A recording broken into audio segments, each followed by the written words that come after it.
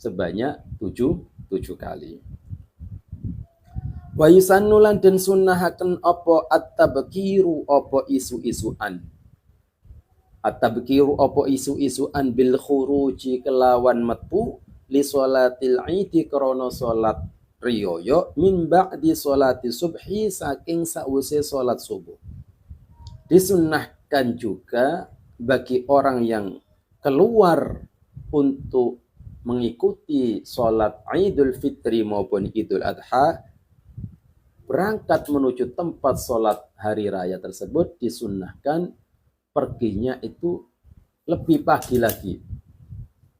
Jadi bukan malah mendekati khutbah baru berangkat, tapi setelah sholat subuh ini seseorang yang hendak mengerjakan atau mengikuti sholat hari raya disunnahkan at-tabkir, berangkat lebih pagi. Semakin pagi dia berangkat menuju tempat sholat Idul Fitri dan Idul Adha, maka pahalanya lebih banyak dan lebih utama daripada yang berangkat belakangan. Itu. Illal khotibu kejaba sapa wong kang khutbah. Fayata akharu mongko ngakhiraken sapa al khotib ila waqti sholati tumeka maring waktune salat. Kesunahan at-tabkir, kesunahan berangkat lebih pagi menuju tempat sholat hari raya ini bagi para jamaah atau makmum. Lah kesunahan ini tidak berlaku bagi imam. Untuk imam justru malah disunnahkan, dianjurkan datang belakangan. Ya, jadi semakin mendekati waktunya sholat, waktu mengerjakan sholat itu lebih utama daripada khotib berangkat lebih pagi, apalagi mendahului makmum-makmum yang lainnya. Itu. Ini artinya kalau memang tempatnya bisa ditempuh dengan mendekati sholat ya. Kalau memang khutbahnya di luar kota, khutbahnya di luar desa, ya bisa dikondisikan sendiri. Artinya saya sampai di sana itu tidak lama lagi setelah nyampe di tempat itu sholat dikerjakan. Itu kira-kira matahari terbit itu pukul berapa? Itu bisa dikira-kira saya berangkat dari rumah menuju tempat sholat itu butuh berapa menit atau berapa jam bisa dikira-kira. Walhasil bagi seorang imam ini sunnahnya mengakhirkan berangkatnya sampai mendekati waktu sholat dimulai. Dan ini kebalikan daripada jamaah atau makmum. Kalau makmum itu sunnahnya yang utama itu berangkat lebih dulu, lebih pagi lagi. Pokoknya setelah sholat subuh, bukan malah jam 3 baru berangkat ya. Jadi dianggap tabkir, berangkat pagi-pagi terhitung setelah sholat subuh. Wal masyu utawi lumaku afdalu ikul we utama minar rukubi tinimbang numpak kendaraan. Untuk salat Idul Fitri maupun Idul Adha ini yang lebih utama adalah menuju tempat salat berjamaah ini berjalan kaki, bukan naik motor, bukan naik mobil. Sekalipun ada motor, sekalipun ada mobil, namun yang bagus dan utama adalah hadir di tempat sholat hari raya, baik Idul Fitri maupun Idul Adha. Ini menuju tempat sholat berjamaah itu berjalan kaki, bukan menaiki kendaraan. Ini yang utama. Waman utai sapane wong, kana iku ana lahu iku keduweni man uzurun apa uzur, apa alangan, fala ba'sa mongko ora apa biruku bi kelawan numpak iman. Untuk orang-orang yang memang berhalangan ada uzur, semisal karena sudah tua ya, sehingga berjalan menuju tempat jamaah itu mendapati kesulitan, kepayahan, atau kondisi badannya kurang fit semisal ya, masih muda tapi keadaan ya fisiknya kurang baik saat itu sehingga harus naik kendaraan untuk menuju tempat sholat berjamaah, itu tidak bermasalah. tidak mengurangi pahala daripada dia berangkat menuju sholat jamaah dengan menaiki kendaraan. Jadi untuk yang sehat tidak ada udzur lebih baik berjalan kaki, namun bagi yang punya halangan udzur dengan udzur-udzur yang sekiranya berjalan kaki itu mendapati kesulitan, kepayahan, maka boleh ya dengan naik kendaraan. Wa yusannu lan den sunnahaken apa al-ghuslu atus wa yadkhulu lan manjing tegese mlebu waktu apa waktune al-ghusl bimuntasafil laili kelawan separone wengi. Disunnahkan bagi ya orang-orang yang mengikuti sholat Idul Fitri atau Idul Adha ini disunnahkan mandi. Ya, mandi seperti mandi wajib seperti itu, artinya seluruh tubuhnya ini disiram, ya, diguyur air. Sekira semua tubuh ini sudah terguyur atau tersirami air, maka dengan niat mandi untuk sholat Idul Fitri atau Idul Adha ini dia sudah mendapatkan kesunahannya. Kapan mulai terhitung bisa niat mandi untuk sholat Idul Fitri atau Idul Adha? Dimulai setelah separuh malam. Untuk menghitung pertengahan malam itu dihitung mulai tenggelamnya matahari atau masuk waktu maghrib itu pukul berapa dan subuh itu jam berapa. Antara masuk waktu sholat maghrib dengan masuknya sholat subuh itu dibagi dua, lah itu tengahnya itulah disebut dengan pertengahan malam.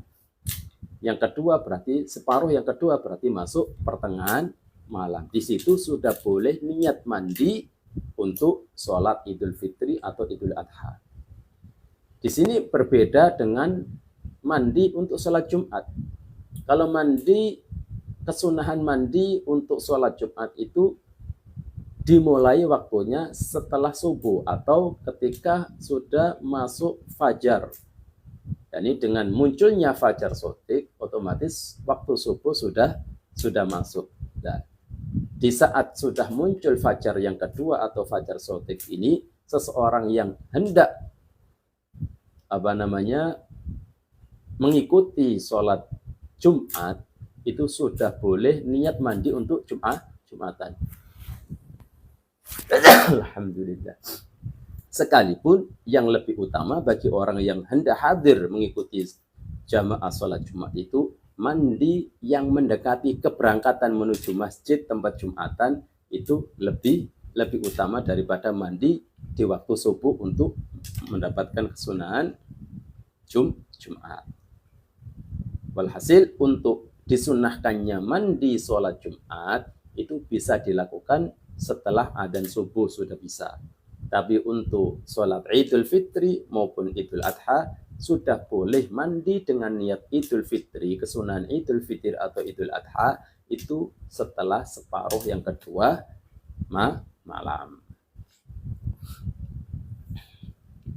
Watazayyunu lan pepaes bilu besi siabi kelawan nganggo piro-piro pakaian wa ghairihi lan liyane lubsi siap. Disunahkan pula pada hari raya Fitri maupun Adha adalah berhias, memakai pakaian-pakaian yang mewah, ya. Ini kesunahan.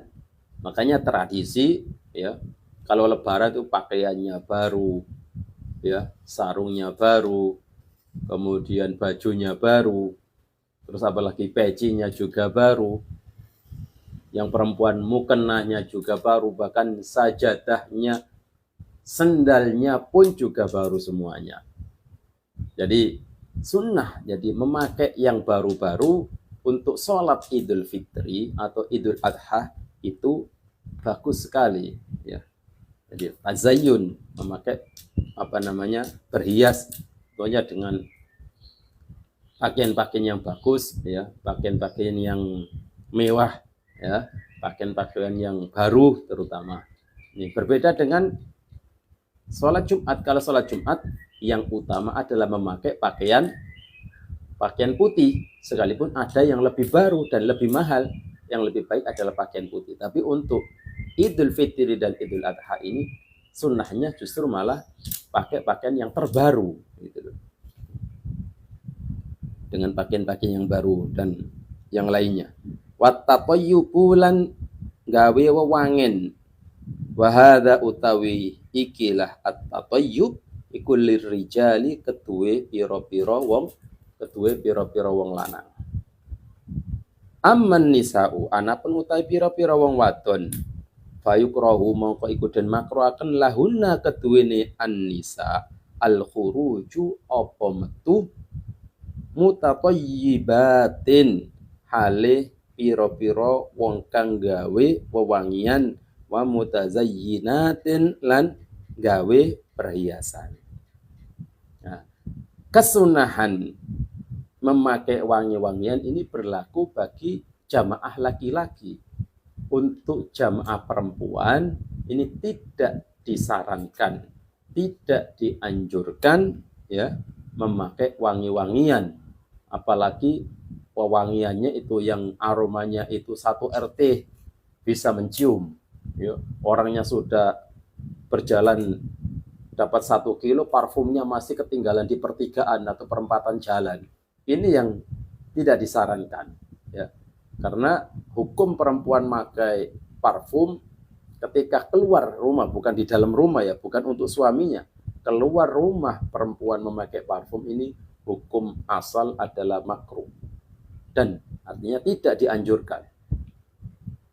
Kalau pakai parfum ya parfum yang untuk sekedar supaya tidak bau ya, jangan menggunakan parfum-parfum yang aromanya itu satu pasar, satu mall itu mencium aromanya, jangan itu, karena itu menimbulkan fitnah yang enggak. Karena aroma perempuan itu begitu tercium itu laki-laki itu langsung pikirannya itu kemana-mana. Masya Allah, ini aromanya siapa ini? Ya, tertinggal di pertigaan atau perempatan, padahal orangnya sudah nyampe rumah gitu. Makanya terjadi banyak kecelakaan itu ya, karena parfum-parfum yang masih ketinggalan di perempatan jalan itu, sehingga ganggu fokus orang-orang yang lewat itu ya. Jadi perempuan makruh memakai wewangian keluar rumah. Dan juga bisa haram hukumnya perempuan memakai parfum saat keluar rumah kalau memang tujuannya adalah untuk menebar pesona ya, agar laki-laki itu apa istilahnya kepencut ya, apa istilah kepencut itu, sudah tertarik dengannya, tertarik kepada si perempuan tersebut. Makanya dalam sebuah hadis disebutkan ayyuma imra'atin kharajat min baitiha muta'attirah famarrat biqaumin liyajidu rihaha fahiya zaniyah. Mana-mana seorang perempuan yang keluar dari rumahnya, ayyuma imra'atin kharajat min baitiha, keluar dari rumah, muta'attirah, ayyuma imra'atin kharajat min baitiha muta'attirah, yakni memakai wangi-wangian. Famarrat biqaumin, dia berjalan melewati sekelompok orang, melewati beberapa laki-laki. Dia jituriha, tujuannya adalah supaya laki-laki tadi tertarik dengannya. Biar pandangannya itu tertuju pada si perempuan yang pakai parfum tadi.